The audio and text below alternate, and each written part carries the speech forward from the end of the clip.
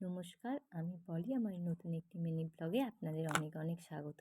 এখানে ছেলের জন্য সেরেলাক বানাচ্ছি, কারণ হঠাৎ করেই আমাদের একটু ঘুরতে যাওয়ার প্ল্যান হয়েছে, জগদ্ধাত্রী ঠাকুর দেখতে যাওয়ার। ছেলের শরীরটা খুব একটা ভালো নেই, কারণ কারণ ও বিকেলে পড়ে গেছিলো। ওর পাপার সঙ্গে একটু ঘুরতে গিয়েছিল, ওখানে গাড়ি থেকে ও পড়ে গিয়েছিল। ওর মাথা কেটে গিয়েছে, নাক কেটে গিয়েছে। ওখান থেকে বেরিয়ে আমরা কিন্তু ঠাকুর দেখতে চলে এসেছিলাম, কারণ যেহেতু সে ছেলের শরীরটা ভালো নেই, অনেক কিছু কাজ ছিল, জিনিসপত্র গোছাতে হতো।